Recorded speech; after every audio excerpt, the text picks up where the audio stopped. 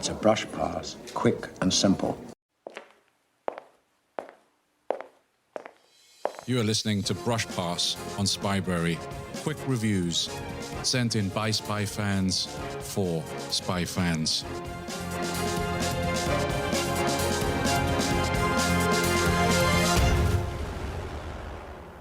Hello and welcome to episode 184 of the Spyberry podcast. I know it's been a while. I'll share with you why in a moment. Today I'm serving you a brush pass review. We've not had one of these in a while, and these are some of our most popular episodes.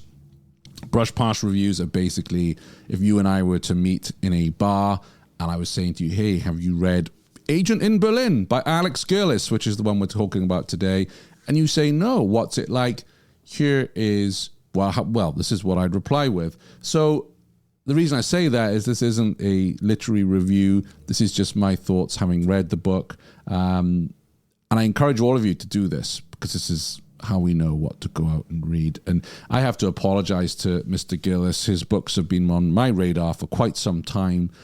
Just haven't had the time to get to it. I mean, I'm only now reading Charles Cummings' Box 88. It's been a phenomenal time of lots of good spy lit, and I've had to do reading for my own job as well, which kind of, it's a shame, isn't it? I need to win that lottery and just read spy books all day.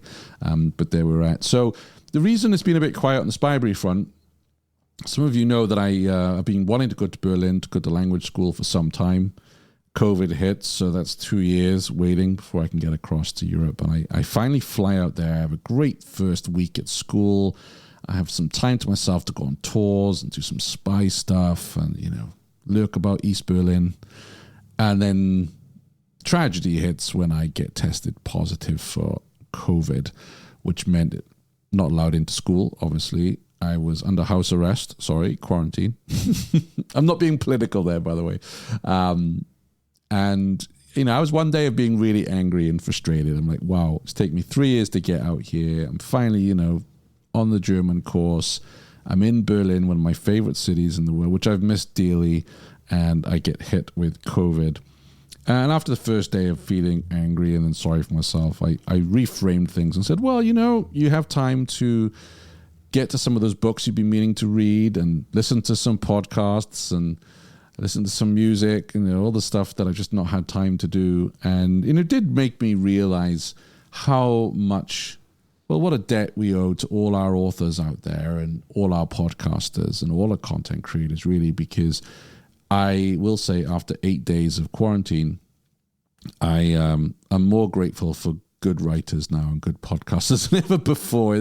You all kept me company and helped me as I drank, gallons of tea holed up in my room. And some of you sent me messages saying, you do the quick fire round on Spyberry. Well, now that's you. You are ensconced in East Berlin in the GDR. And I was in Prenzlauer Allee in my room, not able to go out and do stuff. So it did feel like I was embedded. So I just want to say a big thank you to all of you that write books and produce podcasts. It meant, the time went a lot quicker. So in that time, I did read Alex Gerlis' Agent in Berlin, and it was very timely because obviously the book is principally set in Berlin. I was able to visit some of the locations from the book, including the Olympic Stadium, so that made it come alive for me. But before I get into that, let me quickly read you the synopsis of Agent in Berlin. So, to live among wolves, first you must become one. An unmissable new spy thriller from best-selling master of the genre, Alex Gerlis. War is coming to Europe. British spymaster Barnaby Allen begins recruiting a network of agents in Germany. With diplomatic relations quickly unravelling, this pack of spies soon comes into their own. The horse-loving German at home in Berlin's underground, the young American sports journalist, the mysterious Luftwaffe officer, the Japanese diplomat, and the most unlikely one of all, the SS officer's wife. Despite constant danger and the ever-present threat of discovery and betrayal, Allen's network unearths top-secret plans for a new German fighter plane and a truly devastating intelligence prize, an audacious Japanese plan to attack the United States. But can they prove it? the race is on. So, how did I get on with this book? As many of you know, I have a particular affinity to spy novels that are set in Berlin. So I was excited to get into this one.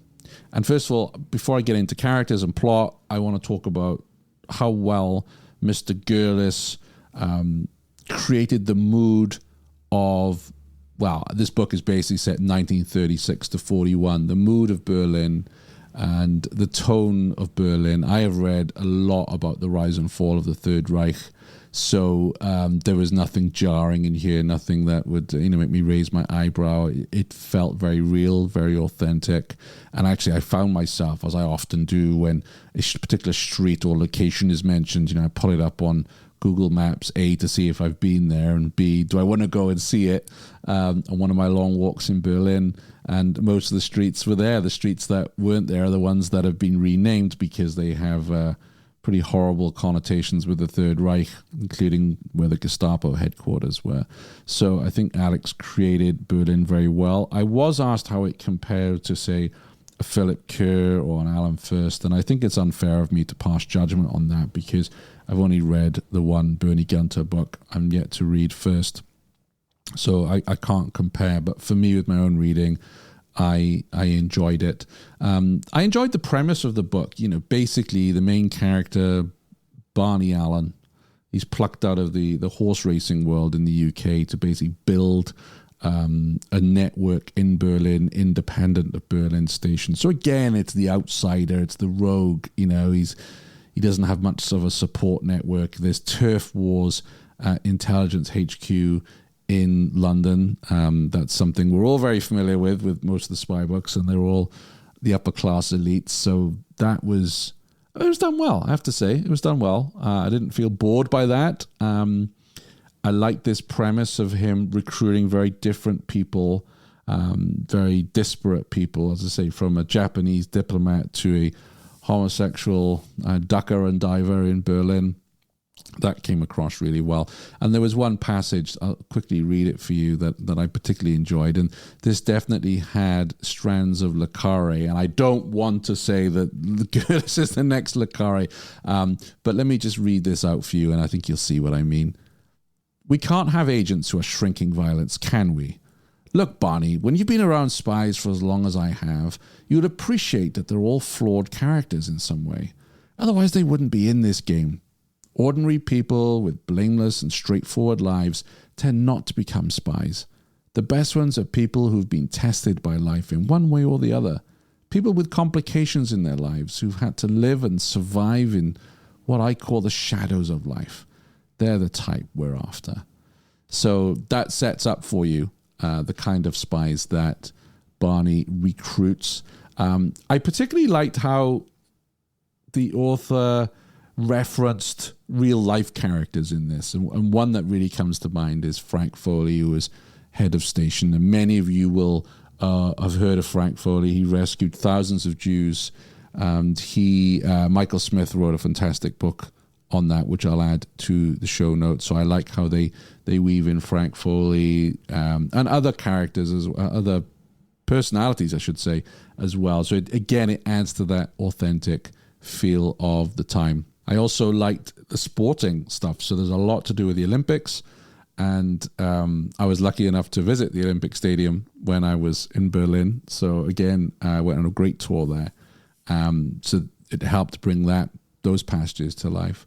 There's also, and it's not, don't worry, if you're not a sports fan or a football fan, it's not too much of it, but definitely references to the cover story of the American journalist who's writing about German football. But they're actually real life matches, particularly the one between Switzerland and Germany, in which the Germans were beaten 2-1 by the Swiss. And Goebbels actually threatened to sack the manager, become Reichssportsführer, and said that he declared that there'd be no more international sporting events where the result was in any way unpredictable. And the German team was told that one more performance like that and they'll all be sent to the Eastern Front. So I really liked how Alex actually wove into this real life events That added to the authenticity of the story. So this is a tale. The first half of the book really is about setting up of the network. The second half of the book is them discovering intelligence. There's lots of twists and turns, a lot of new characters introduced. Yes, some of them die. I think if I had one criticism of the book, is I would have liked to have seen more character development. There are a lot of characters in this. It at the start was a little bit, I had to really focus on who was who and what was what. And I'm someone in my spy books, I love character development. I love to learn the motivations. I like to know their backstory. I like to know their thoughts. So I think that for Alex to have done that, this book probably would have been 1,000 pages. Maybe he did. Maybe his publisher or his editor cut it down. But definitely that's what I like to see more of. And in some circumstances, I felt that things fell into place a little too easily. And I think there should have been a bit more tension around those. And I won't say what those events are because I want you to read this book. I enjoyed this book. It helped me during my COVID quarantine. And it engaged me. So I recommend it. Give it a go. It definitely sets itself up nicely for the second series of the Wolf Pack. And I'm excited to read it. Alex has agreed to come on to the show. So I look forward to finding out more about him and his writing process and what's next for him coming up on a future episode of the Spybrary podcast. Now, if you're interested in recording a brush pass review, it is really easy. Just pull out your phone. You've heard me ramble for a few minutes. Like, I haven't written notes here, only that one quote that I gave you. This is just you telling us what you think of a book. We all enjoy the brush passes, and I like the fact these are short, so you might be walking the dog or waiting at a bus stop or doing the dishes or, getting rid of your KGB tail. I don't know. And that's why we all love a brush pass. So until next time, take care.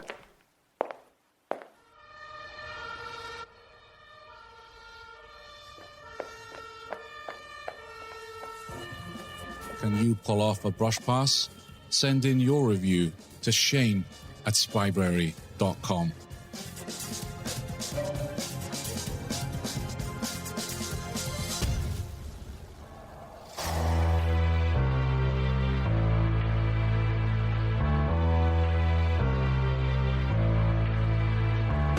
Thanks for listening to the Spybrary podcast. You don't have to wait for the next episode. Join the conversation happening now at facebook.com/Spybrary and on Twitter @Spybrary.